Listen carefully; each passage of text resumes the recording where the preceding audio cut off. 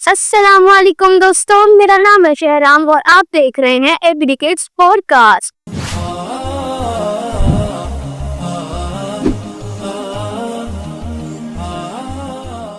جہاں ہم دعاؤں کو سیکھتے ہیں آسان الفاظ میں اور مزے کی باتوں کے ساتھ۔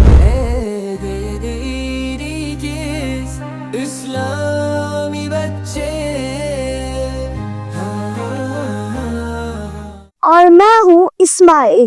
آج ہم سیکھیں گے بہت اہم دعا جو ہم واش روم سے نکلنے کے بعد پڑھتے ہیں۔ یہ دعا چھوٹی تو ہے لیکن اس کا پیغام بہت بڑا ہے۔ تو اسماعیل، ہمیں واش روم سے نکلنے کے بعد کیا پڑھنا چاہیے؟ غفرانہ کا الحمدللہ الذی اذھب عنی الأذى وعافانی۔ کیا یہ دعا نبی صلی اللہ علیہ وآلہ وسلم نے خود ہمیں سکھائی ہے؟ جی ہاں، ابو داؤد کی حدیث نمبر 30 میں صرف غفرانہ کا آیا ہے۔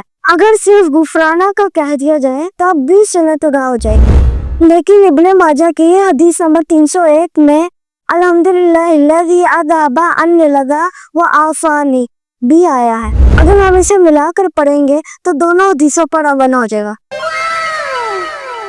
اسماعیل، اس دعا سے ہمیں کیا سیکھنے کو ملتا ہے؟ یہ دعا ہمیں دو بڑی بات سکھاتی ہے۔ نمبر 1، اللہ کا شکر کہ اس نے ہمیں بڑی مشکل اور بیماری سے بچایا۔ نمبر 2، اللہ سے بخشش مانگنا، کیونکہ ہر وقت اللہ کی رحمت کی ضرورت ہے۔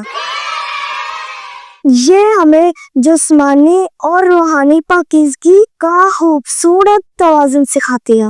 یہ دعا تو تھوڑی لمبی ہے، اس کو یاد کرنے کا آسان طریقہ کیا ہو سکتا ہے؟ اسے 3 حصوں میں یاد کریں۔ غفرانک الحمدللہ الذی اذھب عنی الأذى وعافانی۔ روز تھوڑا پڑھو یا امی ابو کے ساتھ دہراؤ، انشاءاللہ جلد یاد ہو جائے گی۔ تو بچوں، آج کا چیلنج یہ ہے، اس مکمل دعا کو یاد کریں اور جب بھی واش روم سے نکلے تو اسے ضرور پڑھیں اور دوسروں کو بھی سکھائیں۔ یاد رکھو، جو سنت پر عمل کرتا ہے وہ نبی کریم صلی اللہ علیہ وسلم کے قریب ہو جاتا ہے۔